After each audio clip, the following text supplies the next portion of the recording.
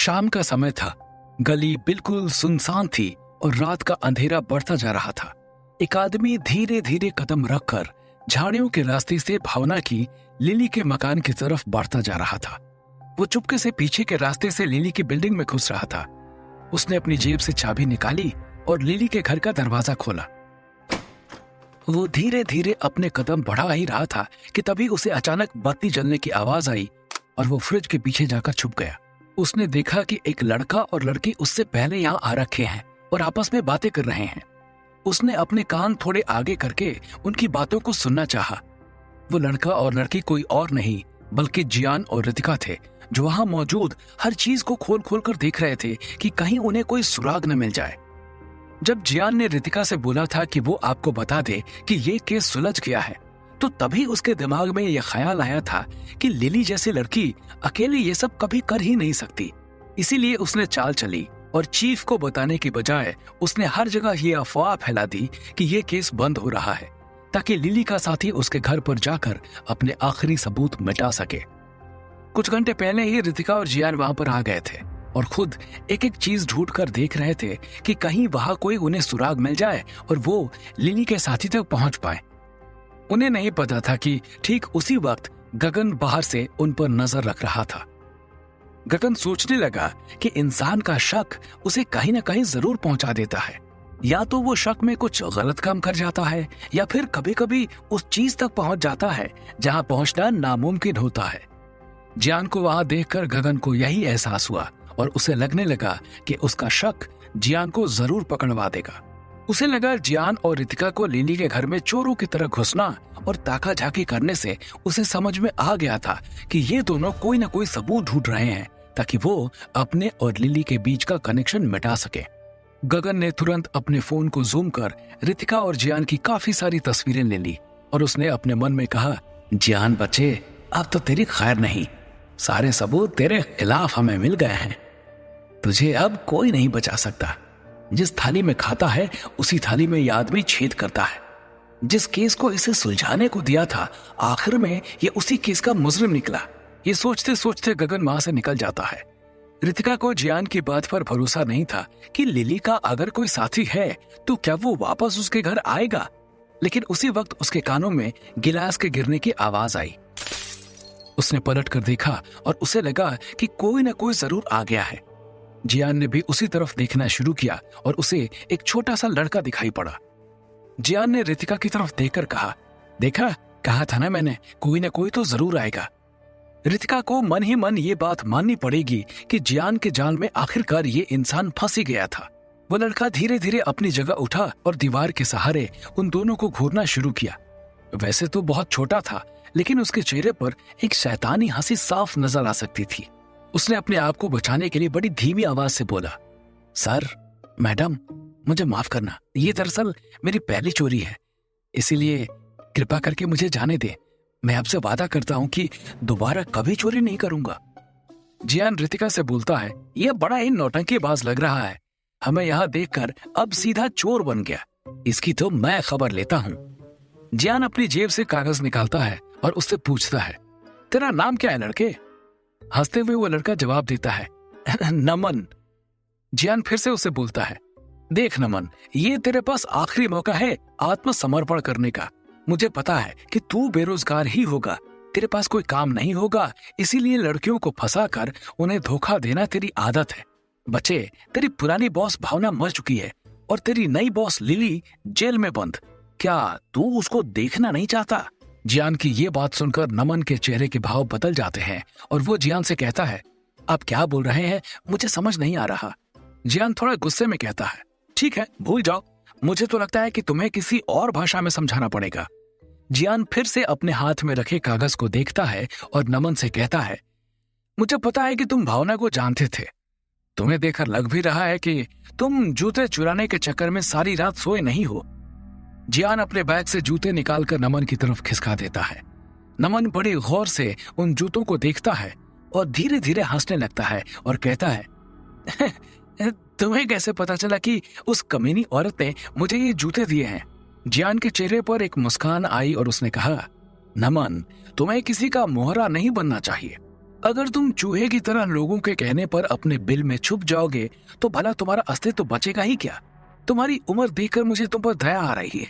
तुम्हारे चाहने वाले लोगों ने तो तुम्हारे बारे में सोचा नहीं और तुम्हें छोड़कर चले गए, लेकिन मैं तुमसे वादा करता हूँ कि मैं तुम्हारा ख्याल रखूंगा।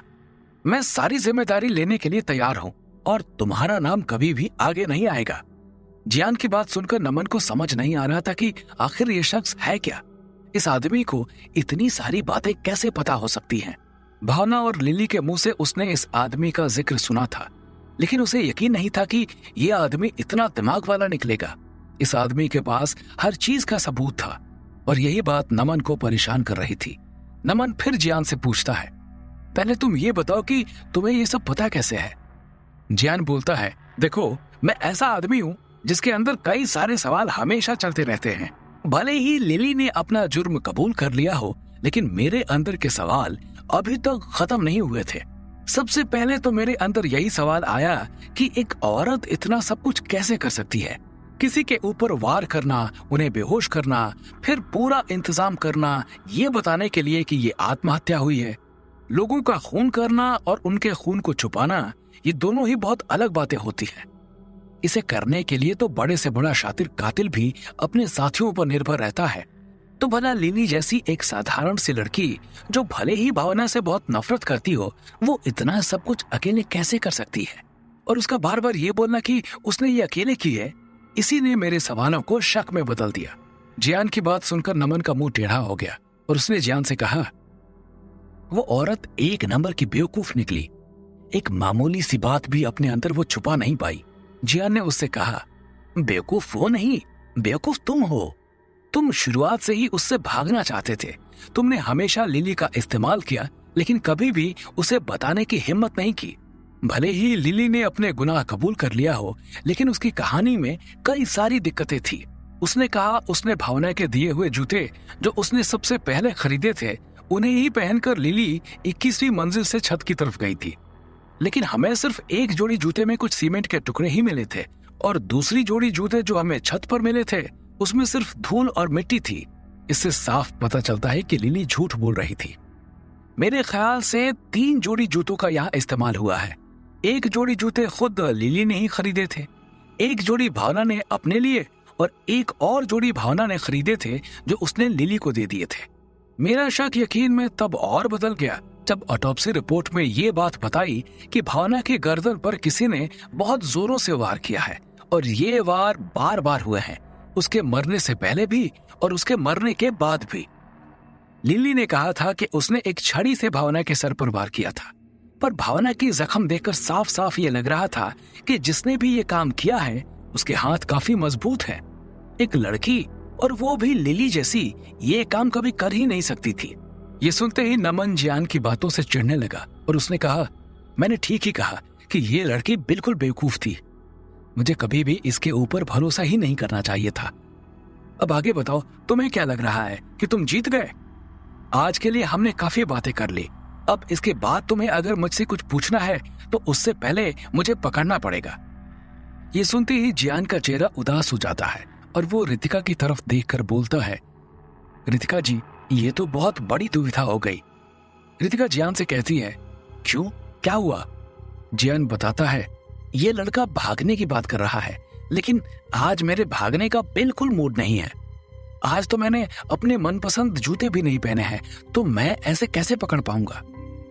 रितिका फिर अपने हाथ से उसके सर पर मारती है और कहती है, कभी तो सुधर जाओ, मजाक करना तुम कब छोड़ोगे?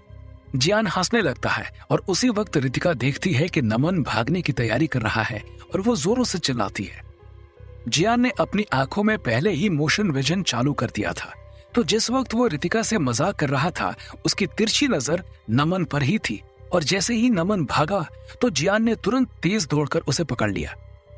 जियान को अपनी एबिलिटी यूज करने के बाद अपने हर एक दुश्मन की चाल को वो अच्छे से समझ लेता है। जियान ने नमन के कंधों को पकड़ा हुआ था और उसने कहा, पकड़ लिया, अब तुम मेरे सवालों का जवाब दो। नमन की आंखें गुस्से से लाल हो जाती हैं और वो जियान से कहता है, इतनी भी क्या जल्दी है, पहले अच्छे से मुझे पकड़ तो लो। नमन के शरीर में अचानक बहुत सारे बदलाव होने लगते हैं। नमन का सर बड़ा होने लगता है और इस आकार में आता है कि जैसे किसी चूहे का सर हो। उसकी आंखों का रंग बदलने लगता है और वो हरी हो जाती हैं। उसकी आवाज बहुत भारी लगने लगती है और वो जियान के सामने अजीब से रोने की आवाज निकालता है।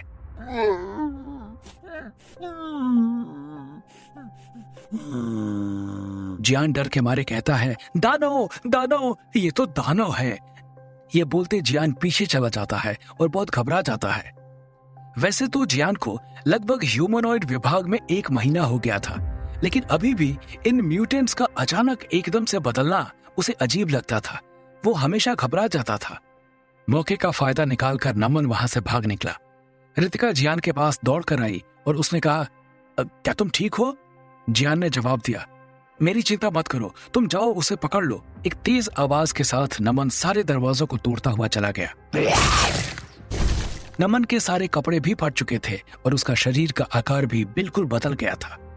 रितिका बड़ी तेजी से नमन की तरफ दौड़ रही थी और वो अपने पैरों पर पूरी जान लगा रही थी ताकि उसकी गति और बढ़ जाए। रितिका और नमन दौड़ते हुए जंगल के आसपास जा रहे थे और उनके बीच में कई सारी झाड़ियां और पेड़ उन्हें मिलते जा रहे थे। उन सब से बचते हुए या उन सबको तोड़ते हुए वो सीधा बढ़ रहे थे। रितिका के मन में बस यही था कि वो नमन को जाने नहीं दे सकती। उसे किसी भी हालत में इसे पकड़ना ही था। नमन ने पीछे मुड़कर रितिका से बोला, तुम्हें क्या लगता है कि तुम मुझे पकड़ लोगी? भागते भागते भी नमन रितिका का पीछे मुड़कर मजाक उड़ा रहा था। तभी अचानक एक रोड आया और रोड पर मौजूद एक गाड़ी से नमन टकरा गया। नमन बहुत बुरी तरह घायल हो जाता है। रितिका देखती है कि आखिर ये गाड़ी वाला है कौन जो उल्टी दिशा में तेज ट्रक चला रहा था। कहीं ये नमन को मारने के लिए तो नहीं आया? क्या वो गाड़ी वाला सचमुच नमन को मारने आया था? क्या नमन इतने बड़े हादसे के बाद बच पाएगा?